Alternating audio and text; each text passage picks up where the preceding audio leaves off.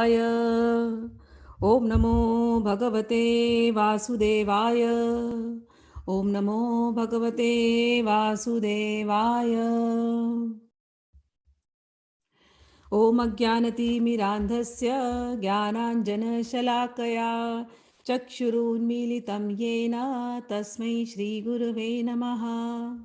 श्रीचैतन्यमनोभीष्टं स्थापितं येन भूतले स्वयं रूपः कदा मह्यं ददाति स्वपदान्तिकं। वन्देऽहं श्रीगुरौ श्रीयुतपदकमलं श्रीगुरून् वैष्णवांश्च श्रीरूपं साग्रजातं सहगणरघुनाथान्वितं तं साजिवं साद्वैतं सावधूतं परिजनासहितं कृष्णचैतन्यदेवं श्रीराधाकृष्णपादान् सहगणललिता श्रीविशाखान्वितंश्च। हे कृष्ण करुणा सिन्धो दीनबन्धो जगत्पते गोपेशा गोपिका कान्त राधाकान्त नमोऽस्तुते। तप्त काञ्चन गौराङ्गी राधे वृन्दावनेश्वरी वृषभानुसुते देवी प्रणमामि हरिप्रिये। वाञ्छाकल्पतरुभ्यश्च कृपा सिन्धुभ्य एव च पतितानां पावनेभ्यो वैष्णवेभ्यो नमो नमः। श्री कृष्ण चैतन्य प्रभु नित्यानंद श्री अद्वैत गदाधर श्रीवासादि गौर भक्त वृंद। हरे कृष्ण कृष्ण कृष्ण हरे हरे, हरे राम राम राम हरे हरे। नमो महावदन्याय कृष्ण प्रेम प्रदायते कृष्णाय कृष्ण चैतन्य नाम्ने गौरत्विषे नमः। शिक्षकाष्टक। चेतोदर्पणमार्जनं भवमहादावाग्निनिर्वापणं श्रेयः कैरवचन्द्रिका वितरणं विद्यावधुजीवनम् आनन्दाम्बुदिवर्धनं प्रतिपदं पूर्णामृतस्वादनं सर्वात्मा स्नपनं परं विजयते श्रीकृष्णसङ्कीर्तनं। नाम्नाकारि बहुधा निज सर्वशक्ति तत्रार्पिता नियमितः स्मरणेन कालः एतादृशी तव कृपा भगवन् ममापि दुर्दैवं मीदृशं निह जानीनानुरागः। तृणादपि सुनिचेन तरोरपि सहिष्णुना अमानिना मानदेन कीर्तनीया सदा हरि। न धनं न जनं न सुन्दरीं कवितां वा जगदीश कामये मम जन्मनि जन्मनि ईश्वरे भवताद्भक्तिरहितुकी त्वयि। अयि नन्दतनुज किङ्करं पतितं माम विषमे भवाम्बुधौ कृपया तव पादपङ्कजस्थित धूलिसदृशं विचिन्तय। नयनं गलदश्रुधारया वदनं गदगदरुद्धया गिरा पुल्कैर्निचितं वपु कदा तव नाम ग्रहणे भविष्यति। युगायितं निमिषेण चक्षुषा प्रवशायितं शून्यायितं जगत्सर्वं गोविन्द विरहेण मे। आश्लिष्य वा पादरतां विनाष्टु मामदर्शनान् मर्महतां करोतु वा यथा तथा विदधातु लम्पटो मत्प्राणनाथस्तु स एव नापरः। मत्प्राणनाथस्तु स एव नापरः। मत्प्राणनाथस्तु स एव नापरः। ये आखिरी श्लोक इतना सुंदर श्लोक है। कई बार बहुत भक्ति करने के बाद कभी कभी भक्तों के अंदर एक निराशा आती है कि क्या फायदा है सब करके, भगवान तो मिलते नहीं है, भगवान तो बात करते नहीं है। भगवान की बात करने का तरीका बड़ा अलग है। भगवान बात नहीं करते ऐसा होता नहीं। हमने अपने दिमाग में इतना शोरगुल बैठा करके रखा है कि भगवान की आवाज सुनाई देती नहीं।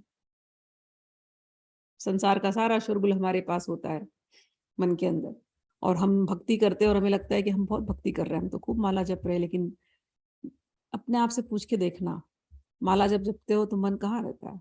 पूरी तरह क्या भगवान में तन्मय होता है? अगर भगवान में तन्मय है मन, तो भगवान तो बात करते ही करते हैं। ऐसा होता नहीं कि भगवान बात नहीं करते। फिर भी ये जो श्लोक है, चैतन्य महाप्रभु ने कहा, आश्लिष्य व पादरताम विनष्टु माम अदर्शनान मर्महताम करो दुआ। जब हम भगवान से प्यार करते हैं ना, तो ये नहीं कहते क्या फायदा, ये शब्द भगवान के साथ नहीं चलते। भगवान के प्रेमी भगवान के प्रेम में मर मिटने को तैयार है, फायदा नहीं देखते। आश्लिष्य व पादरताम, हे भगवान आप मुझे गले लगाएं, मेरा गाढ़ आलिंगन करें, या अदर्शनान मर्म हताम करो तुआ, या बिना दर्शन दिए आप निर्दयता पूर्वक आप मुझे आहत करें। क्या कहा? आप मुझे दर्शन दे, या दर्शन दे करके आलिंगन करे, या ये भी नहीं आप दर्शन न दे, बिना दिए बिल्कुल निष्ठुर होकर के आप हमारे दिल को दुखा दें। फिर भी हे भगवान, हम आपसे एक बात कहना चाहते हैं, यथा तथा व विदधातु लंपट, आप तो लंपट हैं, आप स्वतंत्र हैं, आपकी मर्जी। लेकिन हमारी तो एक ही बात है बस, प्रभु मत प्राणनाथस्तु, मेरे प्राणनाथ सिर्फ आप है, मेरे प्राणनाथ सिर्फ आप हैं, आपके अतिरिक्त और कोई नहीं। प्रेमी की ये दशा होती है, प्रेम में लेन देन नहीं होता, क्या फायदा ये शब्द नहीं होते। प्रेम में तो मैं क्या दूं, मैं क्या करूं, मैं जितना भी कर रही हूं वो कम है। हम 1 घंटा बैठते हैं, 2 घंटा बैठते हैं, दिन भर बैठते, कम है, कम है। बैठे जन्म जन्मांतर तक बैठने को तैयार है। त्वयि धृता सवास त्वाम विचिन्वते, हे भगवान, गोपियों के शब्द है ये, हे भगवान तुम्हें ढूंढने के लिए हमने अपने सांसों को धारण करके रखा है। सांस ले रहे हैं ना, भगवान की दी हुई सांसें हैं ये। हम पूछते हैं भगवान हमसे बात नहीं करते, सांस भगवान ने दी, जबान भगवान ने दी, उस जबान से हम कहते भगवान हमसे बात नहीं करते। भक्त प्रेमी बस प्रेम करता है, और जिस दिन उसकी प्रेम में तन्मयता बढ़ जाती है, उसे भगवान के विरह में भी भगवान का प्रेजेंस समझ में आता है। वो विरह अवस्था भी आनंद की अवस्था हो जाती है। प्रेमी को तो लगता है मैं विरह में ही रहूं, प्रेमी की दशा बड़ी अलग होती है। मैं भगवान को क्या दूं, कैसे भगवान मुझ पर प्रसन्न हो, भगवान को मैं कैसे प्रसन्न करूं। हो सकता है मैं तो बहुत कम हूं इस चाहने वालों की लिस्ट में। जानते हैं भगवान ने पूरे ब्रह्मांड बनाए, केवल हम तो अकेले नहीं है ना भगवान के लिए। ब्रह्मांड के जितने जीव हैं सब भगवान को प्रेम करते हैं, कीड़े से लेकर के ब्रह्मालोक तक। इतने लोग जब प्रेम करते हैं तो हम भी तो उनको प्रेम कर रहे हैं, तो हमारा क्या होना चाहिए। भगवान हम जानते हैं शायद उनका प्रेम हमसे ज्यादा हो, दे नीड यू मोर। आप जाइए उनके पास, आपके पास हमारे लिए समय नहीं तो कोई बात नहीं, हमारी कोई कंप्लेंट नहीं, हम तो इंतजार में बैठे। मत प्राणनाथ अस्तु स एव ना पाए, तुमको पाने के लिए हम रुकने को तैयार हैं, कल्पो कल्पो जन्म लेने को तैयार हैं। तुम मानो या ना हमें मानो, हम तुमको अपना बना चुके। घनश्याम तुम्हारे मिलने को जीवन की बाजी लगा चुके। तुम तारो या ना हमें तारो, हम तुमको अपना बना चुके। ये जो महाप्रभु का जो विरह वेदना जो हम सुन रहे हैं, बहुत है इसमें लेसन सीखने के लिए।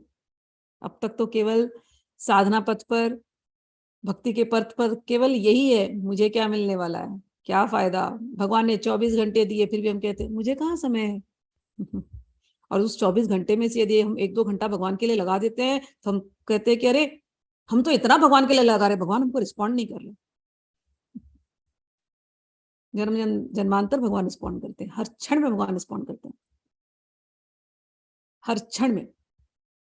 प्रेमी की स्थिति तो ऐसी हो जाती है कि उसको तकलीफ भी दिया जाए ना तो भी वो कहता है अरे भगवान की कृपा है, कुंती माँ के जैसे। तो फायदा थोड़ी देखते, तकलीफ दे रहे दे दो, मीराबाई की जैसे जहर पिला रहे, थोड़ी ना कंप्लेन कर रही भगवान मैंने आपके लिए घर छोड़ा, मैंने आपके लिए इतना कुछ किया, इतना लोगों के ताने सहे, और आप क्या करते हैं, जहर पिलवाते हैं मुझे। जा कैसे बोली होंगी। प्रेमी के पास कंप्लेन नहीं होता, प्रेमी मर मिटने को तैयार।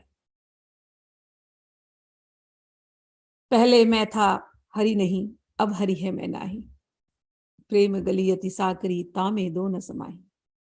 ये प्रेम की गली है, बहुत सांकरी गली है, इसमें केवल भगवान रहते हैं। जब तक मैं हूं और मेरा कंप्लेंट शुरू है तब तक हमने अभी तक प्रेम किया नहीं। तो भगवान के सामने रो, भगवान के सामने प्रार्थना करो, भगवान वो प्रेम हम अनुभव कर सकें। कैसा वाला प्रेम, ये वाला आश्लिष्य व पादरताम पिनाष्टुमाम आदर्शनान मर्म हताम करो तुआ। हे भगवान, हे मेरे प्राणनाथ, आप मेरा चाहे गाढ़ आलिंगन करें अथवा दर्शन न दे करके मुझे मर्म आहत करें, आप लंपट हैं, आप कुछ भी क्यों ना करें, आप सब कुछ करने में पूर्ण स्वतंत्र हैं, लेकिन हे भगवान हम तुमको अपना बना चुके हैं। ठीक, अब हम आगे बढ़ते हैं, सुंदर सुंदर लीलाओं का स्मरण करते हैं। ये शिक्षक अष्टक ही मुझे ऐसा लगता है मैं रोज बोलूं इस पर, रोज जितनी बार पढ़ती हूँ मुझे इतना आनंद आता है, इतनी भावनाएं इसके अंदर से प्रकट होने लगती हैं। कितनी बार शिक्षक अष्टक हमने चर्चा में की होगी, कब से, जब से हम पढ़ रहे हैं, लेकिन हर एक श्लोक में भगवान ने जैसे प्रेम भरा हुआ है। इतनी सुंदर ये शिक्षक अष्टक है भगवान की। चलिए अब हम लोग मध्य लीला में चलते हैं। कल हम लोगों ने देखा कि कैसे अद्वैत आचार्य प्रभु ने महाप्रभु को और नित्यानंद प्रभु को भोग जमाया, और भोग लगाते समय चैतन्य महाप्रभु तो कितने बेचारे बोल रहे, अरे मैं सन्यासी हूँ, इतना मत खिलाओ, इतना नहीं खा सकता। और नित्यानंद प्रभु बोलते ये क्या है, हम ब्राह्मण के घर पे आते और ब्राह्मण हमारा तिरस्कार कर देते, ब्राह्मण भोजन ही नहीं देते, ये क्या इतना कम भोजन बनाते। और अद्वैत महाप्रभु, अद्वैत आचार्य चैतन्य महाप्रभु को तो कहते हैं बार बार, प्रभु आप चिंता मत कीजिए, आप खाइए, आप छोड़ देना। और भगवान बोलते हैं अरे मैं नहीं छोड़ सकता, मैं सन्यासी हूँ, जो सन्यासी को छोड़ना नहीं चाहिए भोजन। और नित्यानंद प्रभु को बोलते हैं अद्वैत महाप्रभु, अद्वैत आचार्य आप कैसे ब्राह्मण हैं, आप कैसे सन्यासी हैं, आप तो भ्रष्ट अवधूत हैं। आपने सन्यास इसलिए लिया है कि ब्राह्मणों के घर जाकर के भोजन करेंगे, और फिर ब्राह्मणों ने, बेचारे गरीब ब्राह्मण आपको भोजन नहीं करा पाए ठीक से, तो आप उनको केवल बस सुना देंगे खरी खोटी। तो इस प्रकार के प्रेम की इनके जो संवाद कल हमने उसका श्रवण किया। भोजन कराने के बाद महाप्रभु को अद्वैत आचार्य ने कहा कि आप शयन कीजिए, तो शयन कक्ष में बिठाया, लिटाया वहां पर। फिर अद्वैत आचार्य पैर दबा रहे थे, फिर महाप्रभु ने कहा आप इतना भी मत कीजिए, बहुत कब से आप मुझे नचा रहे हैं, मैं कब से आपकी बात सुन रहा हूँ, अब बहुत रात हो गई है, अब आप मुझे छोड़ दीजिए। हरिदास ठाकुर और मुकुंद दोनों इस समय, उन्होंने भी भोजन नहीं किया है, तो आप प्लीज जाइए उनके साथ, आप भी भोजन ग्रहण कीजिए। तो वहां हमने कल एंड किया था। आप लोग को स्मरण होगा नित्यानंद प्रभु ने ऑलरेडी चंद्रशेखर आचार्य रत्न को कहा था कि तुम जाना नवद्वीप, जाना नवद्वीप जाकर के शची मैया को और वहां के जितने निवासी हैं उनको लेकर के आना और बताना कि चैतन्य महाप्रभु इस समय अद्वैत आचार्य के घर में है। तो आचार्य रत्न गए वहां पर और लेकर के इन सबको आए। शांति पूरे लोक शुनी प्रभुर आगमन, देखीता आईला लोक प्रभुर चरण। जब शांतिपुर के लोगों ने सुना कि श्री चैतन्य महाप्रभु वहां ठहरे हैं, तो वे तुरंत ही उनके चरण कमलों के दर्शन करने आ गए। हरि हरि बले लोक आनंदित हया, चमत्कार पाइल प्रभुर सौंदर्य देखिया। सब लोग जब वहां पर आए तो हरि हरि हरि हरि बोलते बोलते सब वहां पर आए। और महाप्रभु इस समय जो इनके निमाई थे, अब निमाई सन्यासी वेश में है और बहुत ही सुंदर दिखाई दे रहे थे। तो उनको देख करके सब, उनके सौंदर्य को देख करके सब आश्चर्यचकित हो गए। गौर देह कांति सूर्य जीनिया उज्ज्वल, अरुण वस्त्र कांति ताहे करे झलमल। उन्होंने श्री चैतन्य महाप्रभु के अत्यंत गौर वर्ण तथा उनकी उज्जवल कांति को देखा जो सूर्य के तेज के समान थी। और इससे भी बढ़कर तो उनका सुंदर केसरिया वस्त्र था जो उनके शरीर पर झलमला रहा था। आई से आय लोक हर्षे नाही समाधान, लोक रे संकटे दीन हैल अवसान। लोग बहुत हर्ष के साथ आने लगे, आते जाते इतनी भीड़ मच रही थी कि गिनती ही नहीं कर सकते थे। सुबह से लेकर के शाम तक बस भीड़ ही भीड़, इतने लोग आने लगे महाप्रभु के दर्शन करने के लिए। और जैसे ही शाम होती तो क्या होता, अद्वैत आचार्य संध्या ते आचार्य आरंभील संकीर्तन, आचार्य नाचे न प्रभु करे न दर्शन। शाम होते ही अद्वैत आचार्य सामूहिक कीर्तन प्रारंभ कर देते और आचार्य खूब नाचते और उनको महाप्रभु बड़े प्रेम से निहारते। नित्यानंद गोसाई बोले आचार्य धरिया, हरिदास पाछे नाचे हर्षित हया। की कहे बरे सुखी आजु कानंदोर, चिरे दीने माधव मंदिरे मोर। जब अद्वैत आचार्य नाचने लगे तो नित्यानंद प्रभु उनके पीछे पीछे नाचने लगे, हरिदास ठाकुर भी नाचने लगे। और अद्वैत आचार्य ने कहा, हे सखियों, मैं क्या कहूं, आज मुझे सबसे बड़ा सुख प्राप्त हुआ है, सबसे बड़ा आनंद प्राप्त हुआ है। अरे कितने दिन के बाद आज श्री कृष्ण मेरे घर पधारे हैं। ये एक पद है जो ये गाते, इसको मथुरा विरह के नाम से ये विख्यात है। ये पद अद्वैत आचार्य संकीर्तन टोली का नेतृत्व कर रहे थे और उन्होंने इस श्लोक को बड़े हर्ष से गाया। उनके शरीर में भाव में स्वेद यानी पसीना, जब बहुत ज्यादा प्रेम होता है कभी कभी भगवान से तो पसीना निकलने लगता है। कंपकपी, कांपने लगते हैं। रोमांच, बाल खड़े हो जाते हैं, ठीक है। और अश्रु, रोना, कभी कभी गर्जन ऐसे आ जाता है आवेश, और हुंकार का प्राकट्य हो रहा था। फिरी फिरी प्रभु धरे न चरण, चरणे धरिया प्रभु भले न वचन। नाचते हुए अद्वैताचार्य आकर के नाचते नाचते आते और महाप्रभु के चरण पकड़ लेते। चरण पकड़ के कहने लगे, आप बहुत दिनों तक बहका कर मुझसे बचते रहे, अब आप मेरे घर आए हैं, अब मैं आपको बांध कर रख लूंगा। इस तरह उस रात को अद्वैताचार्य ने बड़े ही आनंद के साथ 3 घंटे तक संकीर्तन किया और पूरे 3 घंटे नाचते रहे। और इस प्रकार जब वो नाच रहे थे तब चैतन्य महाप्रभु को भावोल्लास में प्रेम की अनुभूति हुई और उस विरह के कारण प्रेम की लहरें और ज्वालाएं तीव्रतर उठी। क्योंकि जब ये अद्वैताचार्य विरह गीत गा रहे थे कि मैं तुमसे क्या कहूं सखी, राधारानी के भाव में, हे सखी तुमसे आज क्या कहूं, आज मैं बहुत आनंदित हूं, आज माधव कह रहे हैं, यहाँ पर नाम माधव लिया था, कृष्ण नहीं कह रही हैं, प्रियतम नहीं कह रही हैं, माधव वल्लभ नहीं कह रही हैं, माधव यानी द्वारका से आए हैं, मतलब लक्ष्मीपति। आज तो ये यहाँ पर आए हैं, आज माधव हमारी गली आए हैं, तो मैं बहुत हर्षित हूँ। और तो वो भाव जैसे ही सुना चैतन्य महाप्रभु ने, राधा रानी का भाव उनके अंदर फिर आ गया। वो पूरी लीलाएं उनको स्मरण हो आई और स्मरण होते ही वो फेंट हो गए। और जब वो फेंट हो गए तो अद्वैताचार्य ने नृत्य करना बंद कर दिया।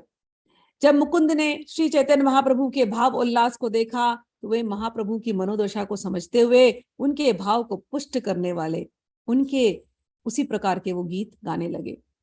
अद्वैत आचार्य ने श्री चैतन्य महाप्रभु को उठाया जिससे वे नृत्य कर सके, किंतु मुकुंद द्वारा गाए जाने वाले पदों को सुनकर महाप्रभु को उनके उनके शारीरिक लक्षणों के कारण पकड़े नहीं रखे जा सकते थे। तो महाप्रभु गिरे हुए हैं और ये लोग उसी भाव वाले गीत को, राधा और कृष्ण के मिलन के गीतों को, चाहे विरह के गीतों को वो गाए जा रहे हैं, वृंदावन के व्रज के गीतों को गाए जा रहे हैं। तो महाप्रभु सुन रहे हैं। अद्वैताचार्य चाह रहे हैं कि ये उठ करके नृत्य करें, लेकिन महाप्रभु के आंखों से बस आंसू बहते जा रहे हैं और बीच बीच में उनका शरीर कांपने लग रहा था, उनको रोमांच हो रहा था, उनको पसीने हो रहे थे और उनकी वाणी अवरुद्ध हो रही थी और वो कभी कभी खड़े होते, लेकिन खड़े होते वो फिर से गिर जाते। इस प्रकार से वो रोदन करने लगे।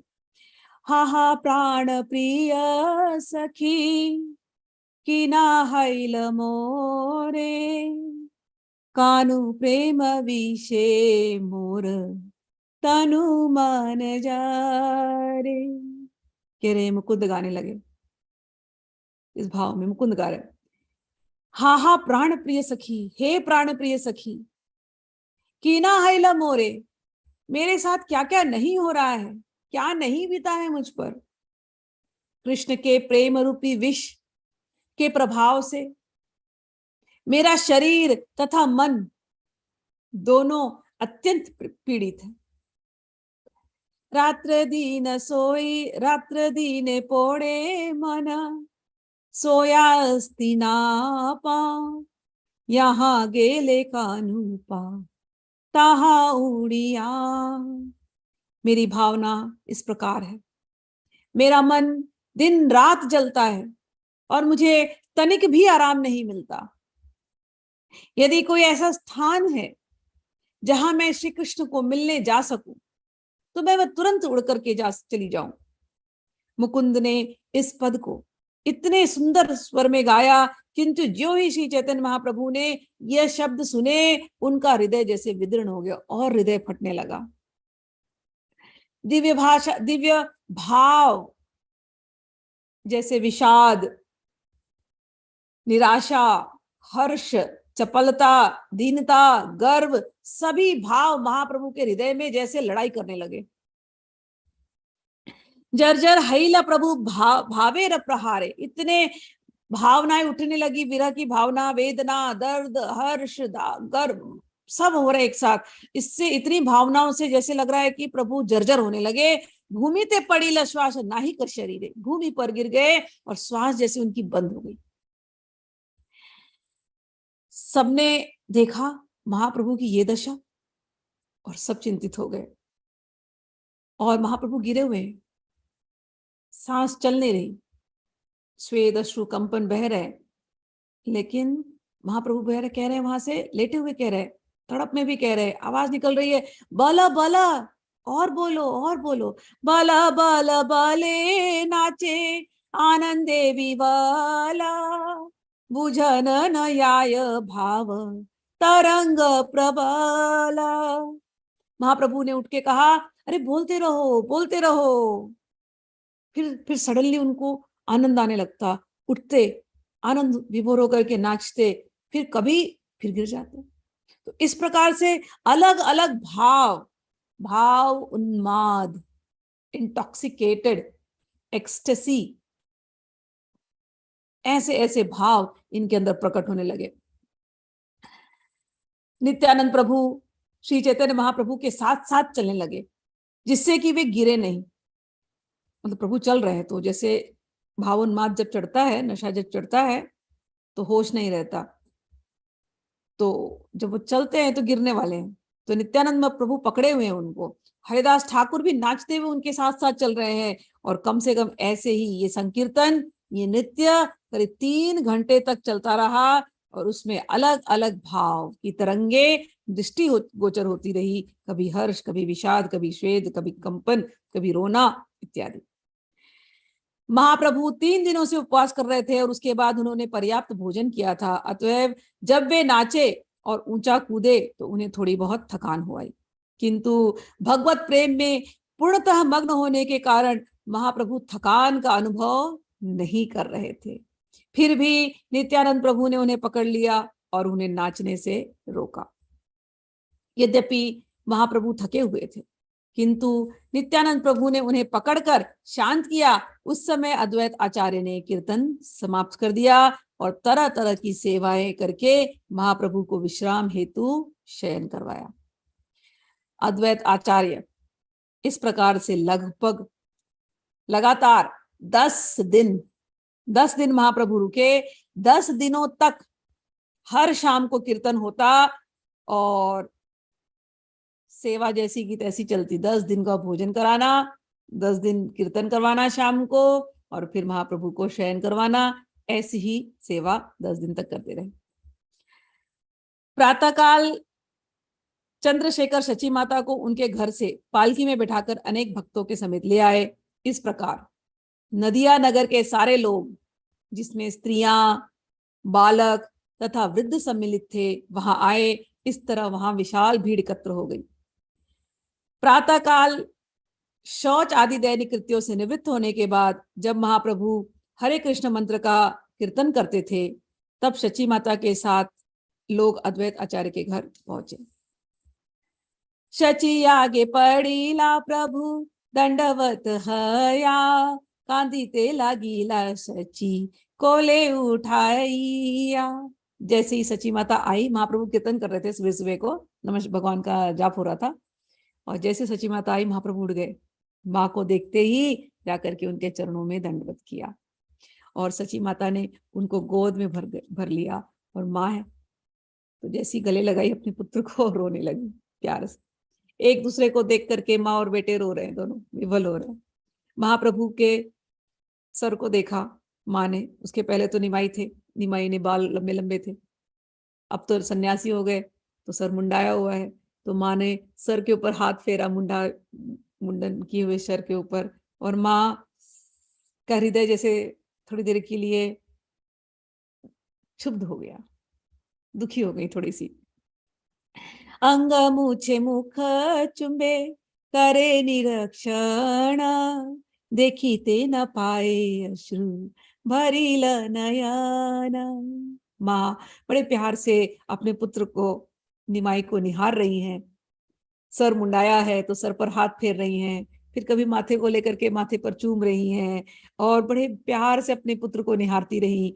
और देखी त न पाए अश्रु भरिल नयन, देख तो रही थी अपने पुत्र को, लेकिन अच्छी तरह से देख भी नहीं पा रही है, क्योंकि आंखों में आंसू भर गए।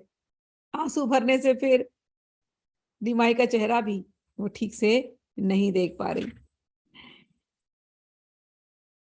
जब क्रंदिया कहे न सची बाछारे निमाई, विश्वरूप समना करी निठुराई। माँ प्यार से अपने पुत्र को देख करके, हृदय से लगा करके माथे पे चुम्बन दिया। माँ ने फिर कहा, तुमने सन्यास ले लिया चैतन्य, निमाई, मेरे प्यारे निमाई, तुमने सन्यास ले लिया। तुम्हारे बड़े भाई ने भी सन्यास लिया था और वो हमें छोड़ करके चला गया। तुमने कहा था तुम मुझे छोड़ोगे नहीं, लेकिन तुमने भी सन्यास ले लिया। क्या तुम भी अपने बड़े भाई जैसे निष्ठुर हो जाओगे मेरे साथ? क्या वही निष्ठुर था तुम मेरे साथ करोगे जो विश्वरूप ने किया?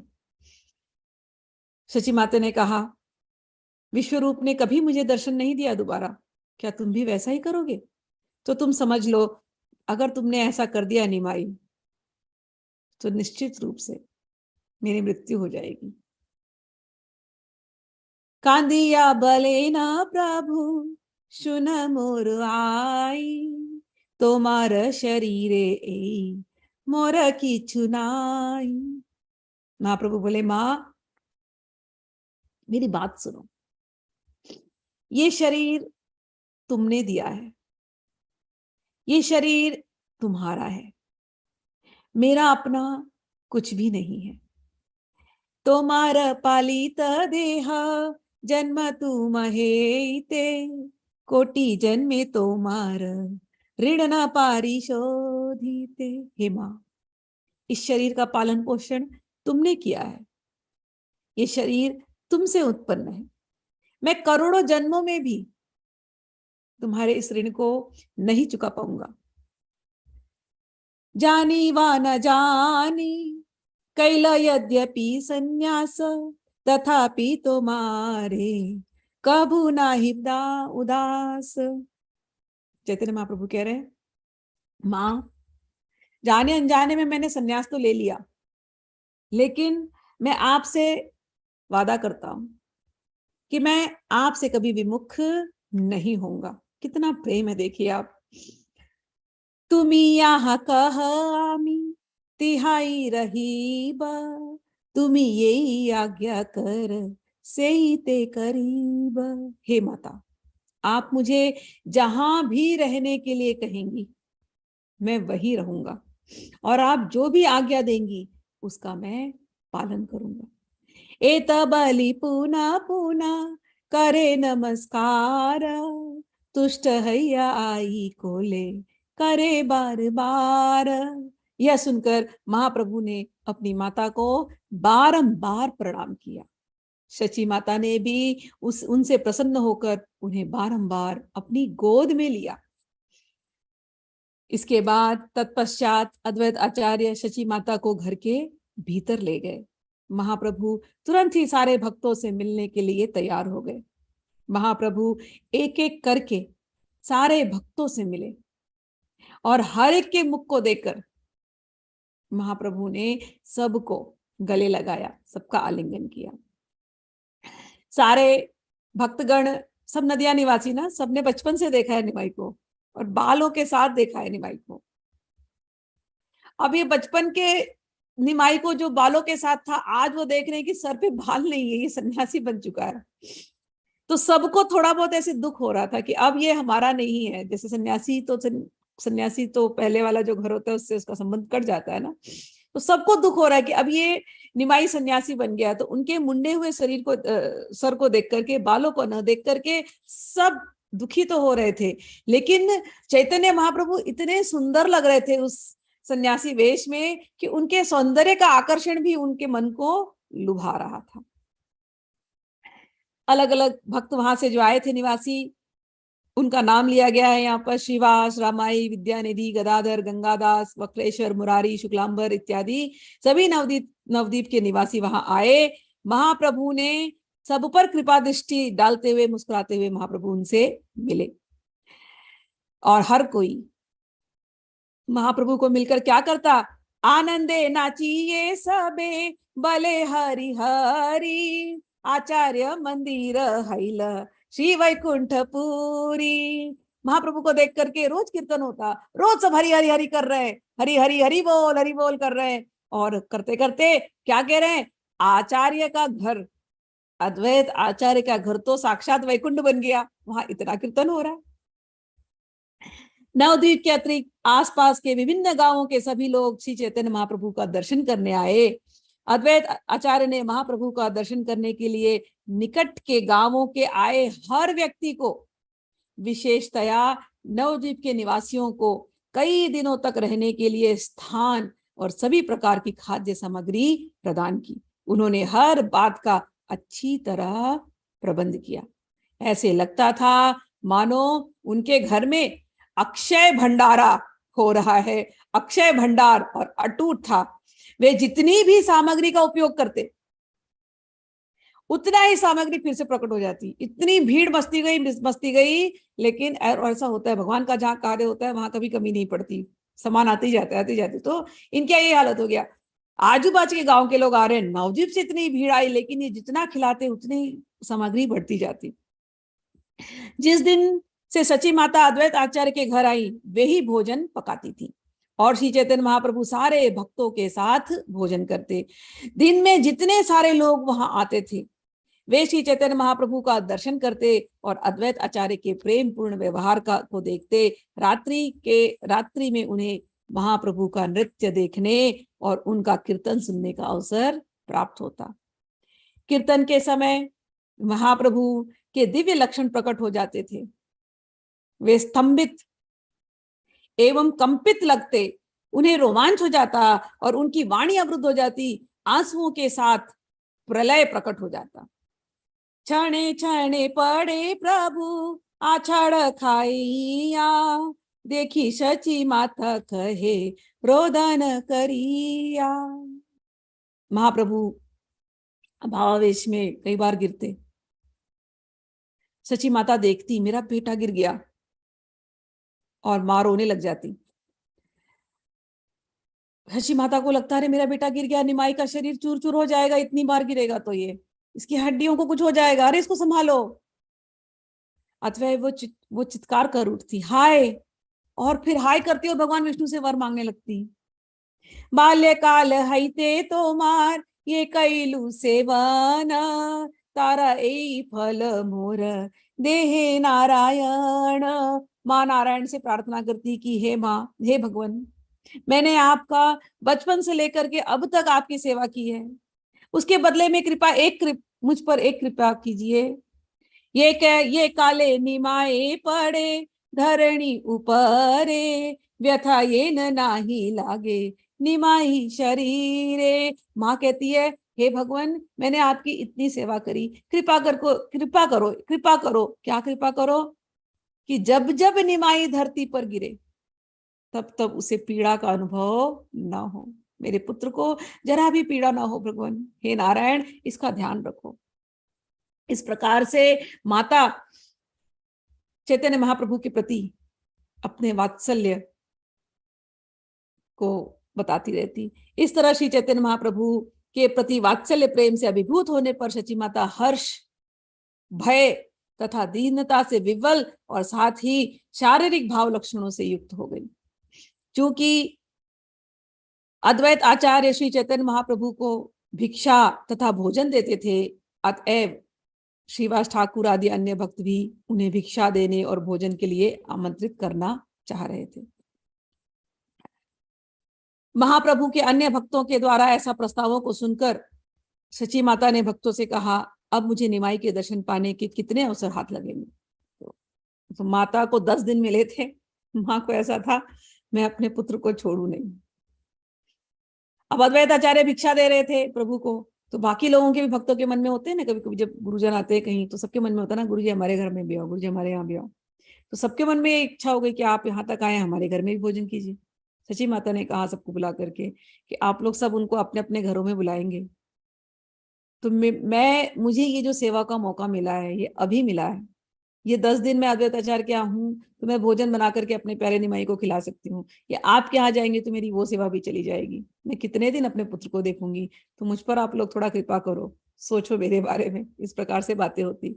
सची माता ने निवेदन किया, जहां तक आप लोगों की बात है, आप निमाई अर्थात श्री चैतन्य महाप्रभु से अन्यत्र भी अनेक बार मिल सकते हैं, किंतु मेरे लिए दोबारा मिलना क्या संभव है? मुझे तो घर पर रहना होगा। सन्यासी कभी अपने घर वापस नहीं आता। सची माता ने सभी भक्तों से यह दान मांगा, जब तक श्री चैतन्य महाप्रभु अद्वैत आचार्य के घर में रहे हैं केवल वे ही उन्हें भोजन प्रदान करेंगे। सभी भक्तों को जाके सची माता ने रिक्वेस्ट किया कि आप लोग उनसे कहीं भी मिल सकते हैं, लेकिन अब निमाई मेरे घर नहीं आएगा ना, मैं निमाई को हर जगह जाकर के मिल पाऊंगी। ये 10 दिन मुझे मिले हैं, मैं इसे भोजन देना चाहती हूँ, तो आप लोग मेरी बात सुनकर के मान लीजिए, अद्वैत आचार्य के घर ही नहीं रहने दीजिए, मैं ही इन्हें भोजन बना करके खिलाऊं। सबने माँ की बात समझी। सची माता का यह निवेदन सुनकर सारे भक्तों ने उन्हें नमस्कार करते हुए कहा, हम सभी लोग सची माता की इच्छा से सहमत हैं। मातार व्यग्रता देखी प्रभुर व्यग्र मन, भक्त गण एकत्र करी बलीला वचन। चैतन्य महाप्रभु ने माँ को देखा और उन्हें माँ का हृदय समझ में आया कि माँ कितनी व्याकुल है। एक तो मैंने ऐसे संन्यास ले लिया और माँ का हृदय मुझको देख देख करके बड़ा व्यग्र हो रहा है, बड़ी ये उत्सुक है मुझे भोज देने के लिए। तो उन्होंने सबको बुलाया, सभी भक्तों को बुलाया और उनके सामने एक बात रखी। तोमा समाराज्ञा विना चलिलाम वृंदावन, याई ते नारील विघ्न कैल निवर्तन। चैतन्य महाप्रभु ने कहा, मैंने आप लोगों को बिना बताए मैं वहां से वृंदावन की तरफ चला गया।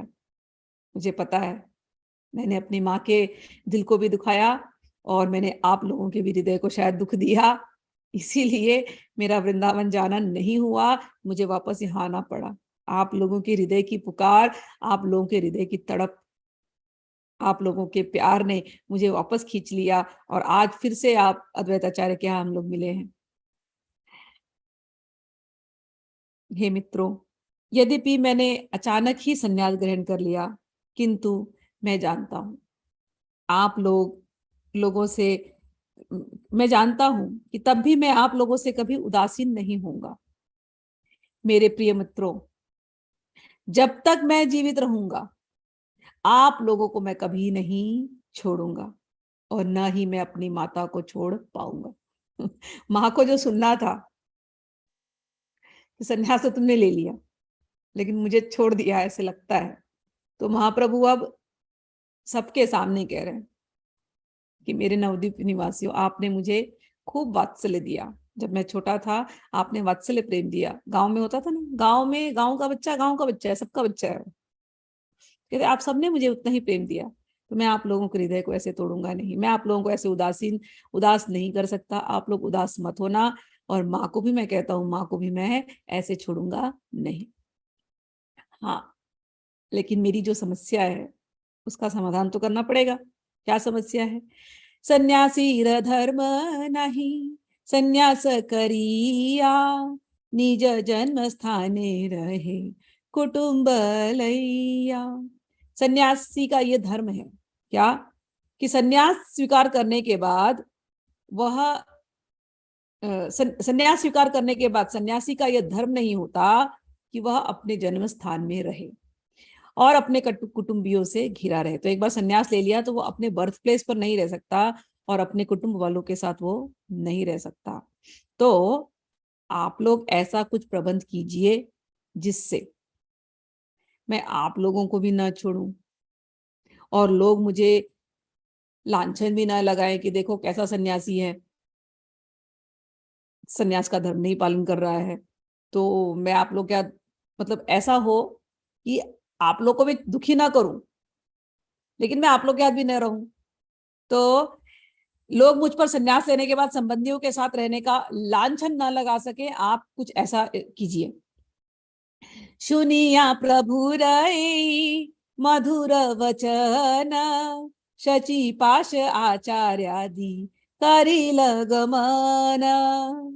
महाप्रभु के वचन सुनकर अद्वैत आचार्य आदि सारे भक्त शची माता के पास गए। जब उन्होंने श्री चैतन्य महाप्रभु के वचन कहे तो अखिल विश्व की माता शची कहने लगी, ते हो यदि यहाँ रहे तबे मोर सुख, तारा निंद यदि से हो मोर दुख। माता कर हृदय कहती है।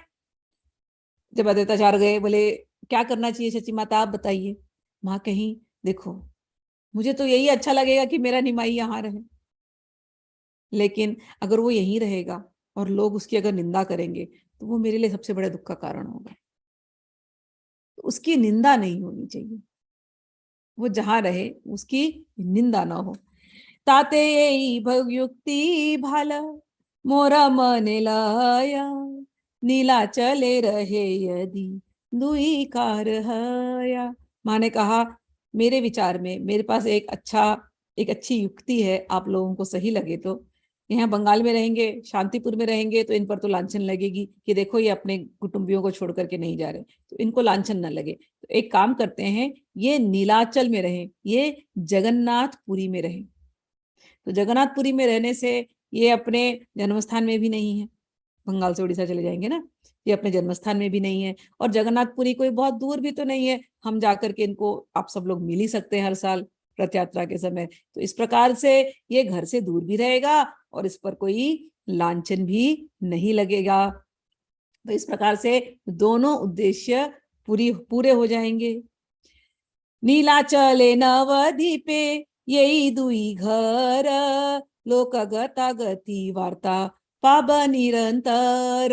सची माता ने कहा ये नीलाचल रहेंगे तो आप लोग तो हर साल आकर के इनको मिल लेंगे, आप लोग हर साल आएंगे इनको मिलेंगे, तो इनका हालचाल जब आप आएंगे नवदीप तो आप लोग इनका हालचाल मुझे बताते रहेंगे। तो इस प्रकार से मेरा भी मन शांत रहेगा कि मेरा निमाई ठीक ठाक है नीलाचल में। तो ये मेरे हिसाब से ये जो अरेंजमेंट होगा ये अच्छा होगा।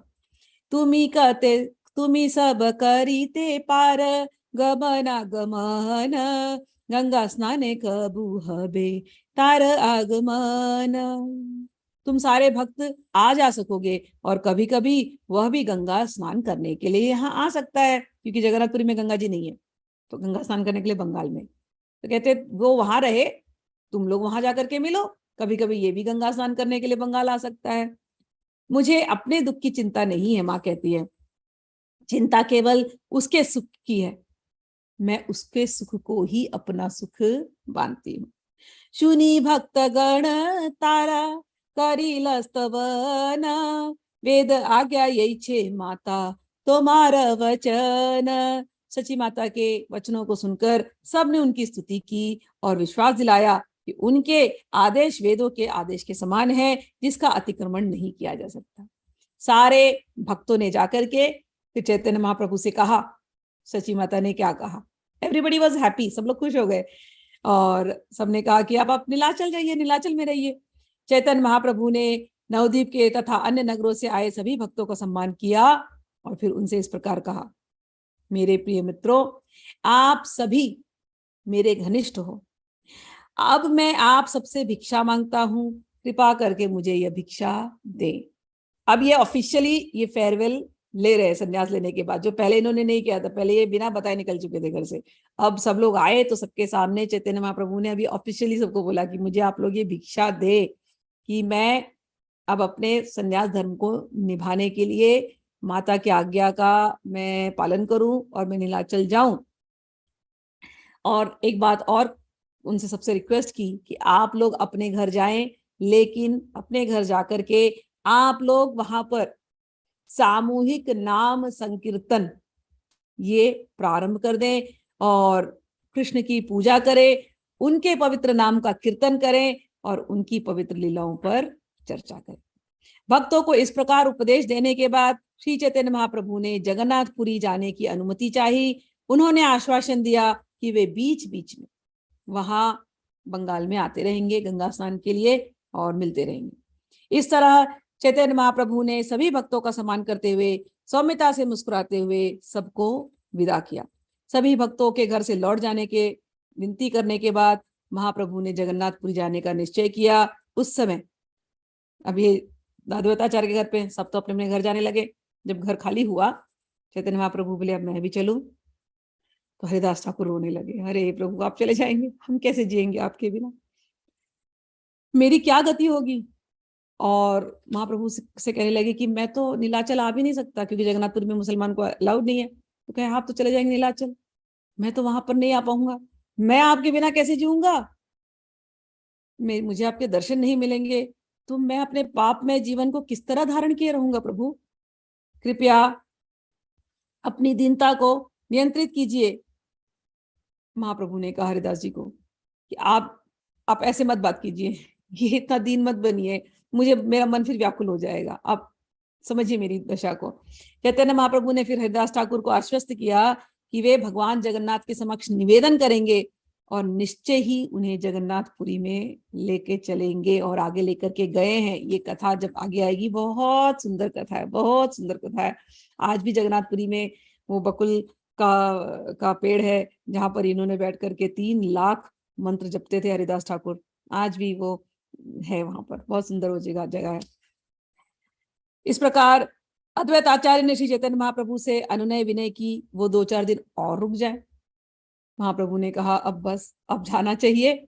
लेकिन श्री चैतन्य महाप्रभु कभी भी अद्वैताचार्य की प्रार्थना का उल्लंघन नहीं करते थे, अतएव थोड़े दिन और रुक गए और उन्होंने जगन्नाथपुरी के लिए तुरंत प्रस्थान नहीं किया। महाप्रभु के निर्णय से अद्वैत आचार्य, सची माता तथा सारे भक्त प्रसन्न हुए। अद्वैत आचार्य प्रतिदिन महान उत्सवों का आयोजन करते, दिन भर कृष्ण कथाओं की चर्चा करते और रात में सामूहिक कीर्तन होता। और रोज सची माता बड़े चाव से अपने पुत्र के लिए और सभी भक्तों के लिए खूब अच्छा प्रसाद बनाती। इस तरह अद्वैत आचार्य के सारे ऐश्वर्य, उनकी श्रद्धा, भक्ति, घर, धन और सब कुछ श्री चैतन्य महाप्रभु की सेवा में भली भांति उपयोग किए गए। शची माता का आनंद निरंतर अपने पुत्र को देखकर तथा भोजन कराकर बढ़ता और अनंत पूर्णता को प्राप्त हुआ। इस तरह सारे भक्त अद्वैत आचार्य के घर पर मिले और उन्होंने महोत्सव में वातावरण में एक साथ कुछ दिन बिताए। अगले दिन चैतन्य महाप्रभु ने सभी भक्तों को लौट जाने को कहा और श्री चैतन्य महाप्रभु ने सबसे अपने अपने घरों में भगवान नाम का सामूहिक कीर्तन करने को कहा और ये भी कहा कभी तुम लोग जगन्नाथपुरी आओगे और कभी मैं भी गंगा स्नान करने आऊंगा। श्री अद्वैत आचार्य ने महाप्रभु के साथ जाने के लिए 4 जनों को भेजा। इनके नाम थे नित्यानंद गोसाई, जगदानंद पंडित, दामोदर पंडित तथा मुकुंद। अपनी माता को सांत्वना देने के बाद महाप्रभु ने उनके चरण कमलों की प्रार्थना की। सभी प्रबंध होने के बाद चैतन्य महाप्रभु ने अपनी माता की प्रदक्षिणा की और तत्पश्चात वे जगन्नाथपुरी के लिए चल पड़े। इधर अद्वैत आचार्य के घर में उच्च स्वर में रोदन प्रारंभ हो गया। अब जाने का समय आ गया, सब लोग गए, महाप्रभु भी निकल रहे हैं। माता का प्रदक्षिणा किया 3 बार और बोले माँ मैं चलता हूँ। अब जैसे ही घर से निकल रहे हैं अद्वैत आचार्य के घर में सब रोने लगे जोर जोर से, अरे प्रभु कहाँ जा रहे हैं।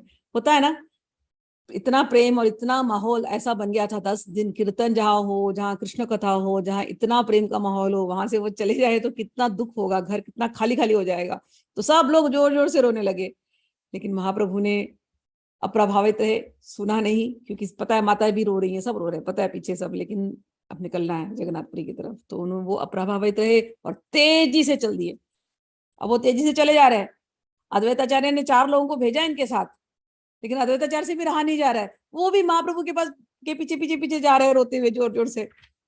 फिर महाप्रभु ने उनको रोका थोड़ी दूर जाने के बाद और याचना की, अद्वैत आचार्य आप जाइए, जननी प्रबोधि कर भक्त समाधान, तुम्ही व्यग्र हैल कारो न रहिबे प्राण। श्री चैतन्य महाप्रभु ने कहा कृपया सारे भक्तों को तथा मेरी माता को सांत्वना दीजिए। यदि आप ही व्यग्र हो जाएंगे तो फिर कोई जीवित नहीं रह सकेगा। यह कहकर श्री चैतन्य महाप्रभु ने अद्वैत आचार्य को गले लगाया और उनसे कहा अब मैं चलता हूं, आप पुनः मेरी माता के पास लौट जाइए। और जगन्नाथपुरी के लिए निकल गए। महाप्रभु चारों व्यक्तियों के साथ गंगा नदी के किनारे किनारे किनारे किनारे चलते हुए जगन्नाथपुरी की ओर बढ़ने लगे। और ये सारी लीला चैतन्य मंगल में विस्तार से वर्णन की गई है। जो व्यक्ति अद्वैत आचार्य के घर में संपन्न महाप्रभु के कार्यकलापों को सुनता है उसे निश्चय ही तुरंत कृष्ण प्रेम रूपी धन प्राप्त होता है। आप सबने जिन्होंने ये सुना है, भगवान की बड़ी कृपा है आपके ऊपर। इसीलिए कैसे भी खिंचे हुए आप लोग आए, अलग अलग समय पर आए, लेकिन खिंचे हुए आकर के इन लीलाओं का आपने श्रवण किया। आपने देखा ना कितना प्रेम है इन लीलाओं में। इसको बार बार पढ़ने में भी आनंद आएगा। इसमें कोई बड़ी कठिन तत्व की बात नहीं है, लेकिन इतना गूढ़ ज्ञान है। प्रेम के साथ वो गूढ़ ज्ञान अंदर चला जाता है। कैसे भक्ति करनी है ना, कैसे भगवान को भोग लगाना है, कैसे भगवान के हाथ प्रेम से रहना है, सन्यास का धर्म क्या है, कितने प्यार से। ठीक है, तो ये सारी लीलाएं जो कोई भी पढ़ेगा निश्चित उसके अंदर कृष्ण का प्रेम उदय होगा, उसको कृष्ण प्रेम रूपी धन प्राप्त होगा। ये फल है, ये फलश्रुति। ठीक, श्री रूप रघुनाथ पदे यार आश, श्री चैतन्य चरितामृत कहे कृष्णदास। श्री रूप और श्री रघुनाथ के चरण कमलों की वंदना करते हुए और सदा उनकी कृपा की कामना करते हुए मैं कृष्णदास उनके चरण चिन्हों पर चलकर श्री चैतन्य चरितामृत का वर्णन करता हूं। इस प्रकार अब हम लोग एंड में आ गए इस चैप्टर के। श्री चैतन्य चरितामृत के मध्य लीला का 3 अध्याय संपूर्ण हुआ। इसमें चैतन्य महाप्रभु के अद्वैत आचार्य के घर पे ठहरने का, उनके संन्यास ग्रहण करने, अद्वैत आचार्य के घर पर नित्य उत्सव मनाने, भगवान के पवित्र नामों का सामूहिक कीर्तन करने और सभी भक्तों के साथ प्रसाद ग्रहण करने का वर्णन है। जय श्री कृष्णा, जय श्री चैतन्य महाप्रभु। अब हम लोग चैप्टर एंड किए। कल हम लोग माधवेंद्रपुरी की भक्ति इसके बारे में श्रवण करेंगे। महाप्रभु जगन्नाथपुरी चले गए हैं, तो वहां जगन्नाथपुरी में क्या क्या लीलाएं हो रही हैं, अब वो आगे चल करके हमको समझ में आएगा। तो कल मिलते हैं। हरि बोल। हरि बोल। Thank you. हरि बोल। राधे राधे। राधे राधे। हरि बोल, हरि बोल। हरि बोल, हरि बोल।